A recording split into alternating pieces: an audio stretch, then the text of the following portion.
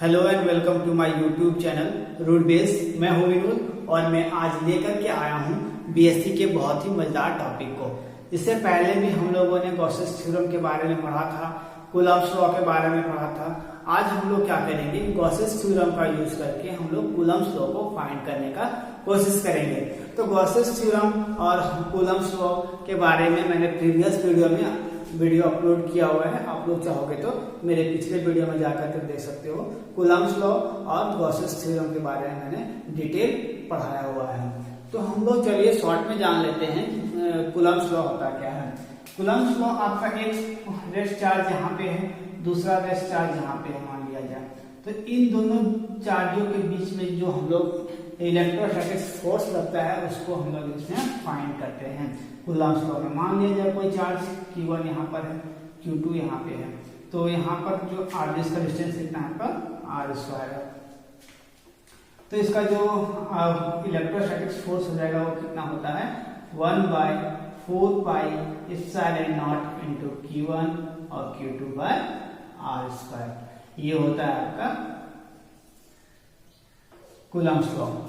ये हो गया क्या आपका कूलम्ब्स लॉ, जो हम लोगों ने प्रीवियस वीडियो में पहले हम लोगों ने इस चीज को किया हुआ है कि दो चार्ज के बीच में क्या करते हैं हम लोग इलेक्ट्रोस्टैटिक फोर्स को हम लोग फाइंड करते हैं, जो आपका आता है F=1/4πε0 Q1 Q2/r²। ये हो गया आपका कूलम्ब्स लॉ। अब हम लोग जानते हैं कि गॉसेस थ्योरम के बारे में। तो गॉसेस थ्योरम क्या होता है आपका कि हम लोग क्या करते हैं कि एक क्लोज सरफेस लेते हैं। एक क्लोज सरफेस में आपका जो इलेक्ट्रिक फील्ड का डायरेक्शन होगा क्या होगा, वो आपका आउटवर्ड होगा। तो इसका ये क्लोज सरफेस को हम लोग क्या बोलते हैं, गॉसियन सरफेस। गॉसियन सरफेस इसको हम लोग बोलते हैं। तो इसमें हम लोग क्या फाइंड करते हैं कि इसके हर एक पॉइंट पर, ये जो आपका क्लोज सरफेस है, इसे किसी भी पॉइंट पर इलेक्ट्रिक फील्ड का जो वैल्यू होगा वो क्या होगा, नॉर्मल होगा। मतलब कि इसके हर एक पॉइंट पर, जैसे हम लोगों ने यहाँ पर एक पी पॉइंट सपोज किया हुआ है, तो ये पी पॉइंट ये कहीं भी हो सकता है इस क्लोज सरफेस में। तो ये होता है आपका, यहाँ पर हम लोग क्या करते हैं, इस क्लोज सरफेस में इलेक्ट्रिक फील्ड का जो मान होता है वो नॉर्मल होता है, मतलब कि सेम होता है हर एक जगह पर। तो ये हो गया आपका गॉसेस थ्योरम। हम लोग आज क्या करेंगे, और जो गॉसेस थ्योरम का आपका फाइनल आंसर होता है वो होता है आपका EDS integration close surface EDS = Q/ε0। इतना हम लोग गॉसेस थ्योरम से फाइनल प्रूव किए हुए हैं। अगर आप लोगों ने मेरे वीडियो को नहीं देखा होगा गॉसेस थ्योरम का, तो आप लोग प्रीवियस वीडियो में जाकर के देख सकते हो कि इतना फाइनल आंसर मैंने लाया हुआ है। और आप लोग इस चीज को करने के बाद इस टॉपिक में आओगे तो आप लोग के लिए ज्यादा अच्छा होगा। तो चलिए हम लोग करते हैं reduction of Coulomb's law from Gauss's theorem.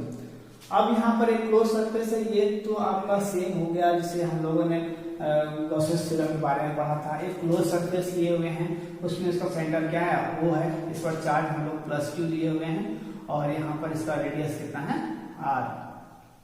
इसके एक किसी भी इस क्लोज सरफेस में कोई भी पॉइंट एक हम लोग P सपोज किए हैं, एक यहाँ पर आपका स्मॉल सरफेस को लिए हुए हैं जिसका नाम है ds, और यहाँ पर इलेक्ट्रिक फील्ड क्या होगा, इसके आउटवर्ड में होगा।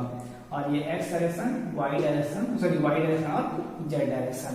तो हम लोग क्या फाइंड करना है, कूलम्ब्स लॉ गॉसेस थ्योरम का यूज करके।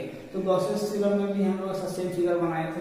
अब यहाँ पर हम लोग देखते हैं इस फिगर के बारे में यहाँ पर कुछ लिखा हुआ है, उसके बाद इसका सोल्यूशन हम लोग करेंगे।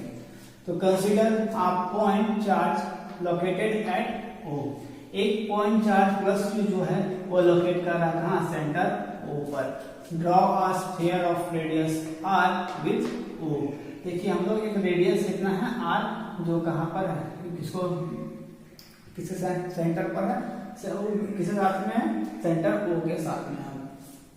As the centre with O as the centre. O क्या है, इसका रेडियस r है, सेंटर कितना है, O है।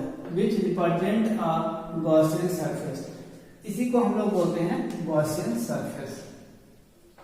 एक क्लोज सरफेस की तरह होता है, इसको हम लोग बोलते हैं गॉसियन सरफेस।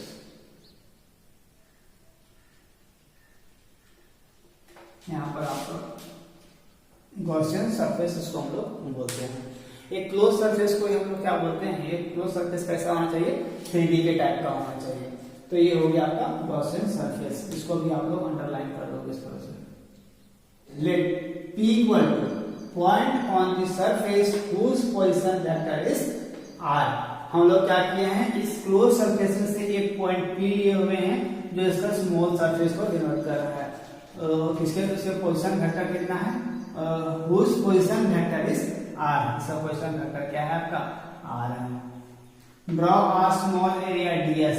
हम लोग एक स्मॉल एरिया ds को ड्रॉ किए हुए हैं, चाहे आप लोग चाहोगे तो इसको इस तरह से कर सकते हो। Draw a small area ds around p के अराउंड में हम लोग एक स्मॉल एरिया ds को ड्रॉ किए हुए हैं। We now from Gauss's law, Gauss's law से हम लोग जानते हैं इतना कि क्लोज सरफेस, यहाँ पर डबल इंटीग्रेशन का बात हम लोग इसलिए लिए हैं। एक क्लोज सरफेस मतलब कि हम लोग क्या करते हैं, पहले स्मॉल सरफेस के निकालते थे, उसके बाद हम डायरेक्ट क्लोज सरफेस से, स्मॉल सरफेस से निकालने के बाद हम लोग क्या करते हैं, पूरे क्लोज सरफेस का निकालते थे वैल्यू। तो हम लोग क्या करेंगे, डायरेक्ट यहाँ पर हम लोग लिख रहे हैं फाइनल आंसर को, तो यहाँ पर हम लोग डबल इंटीग्रेशन का यूज किए हैं और ये क्या है, पर डिनोट कर रहा है क्लोज सरफेस को। EDS equal to Q by epsilon naught, equation number 1। ये हो गया आपका गॉसेस थ्योरम। तो हम लोग जानते हैं कि अभी हम लोग क्या करेंगे, इतना का हम लोग वैल्यू फाइंड करेंगे।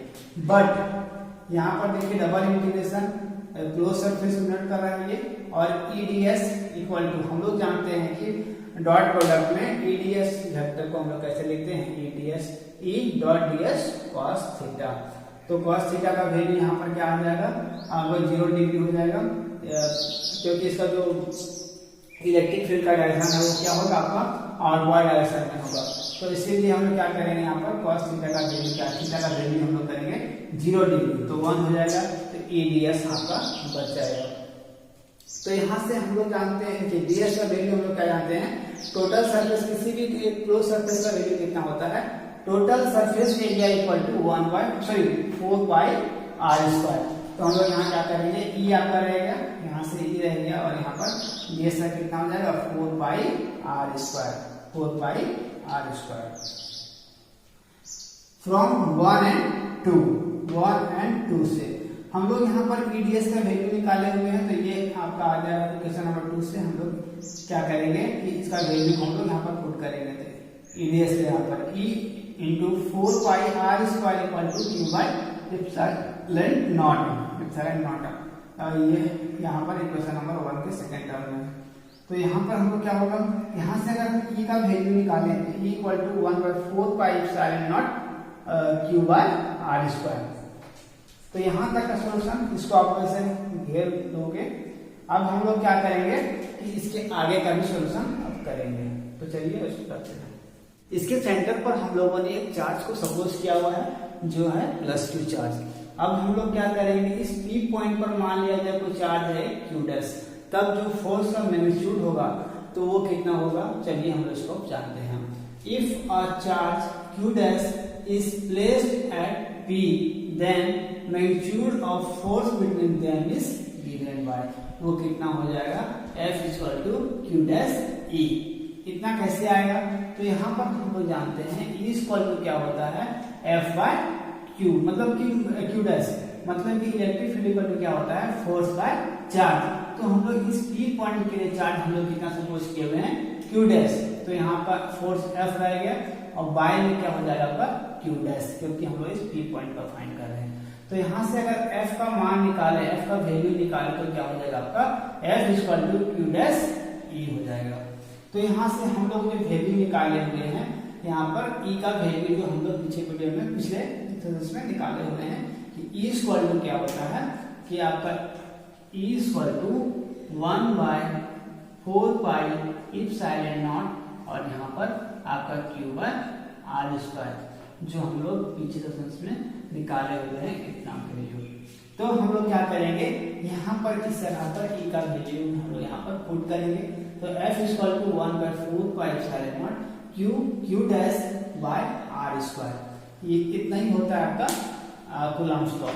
तो कूलम्स लॉ हम लोग जब पढ़ते थे तो वहां पर दो चार्ज को हम लोग सपोज करते थे। मैंने पीछे बताया हुआ है कि दो चार्ज को, एक यहाँ पर मान लिया जाए कोई चार्ज Q1 है, यहाँ पर आप लोग Q2, या तो फिर ऐसा नहीं है तो Q अगर लेना है तो यहाँ पर हम लोग क्या ले लेंगे, दूसरा चार्ज पे Q' ले लेंगे।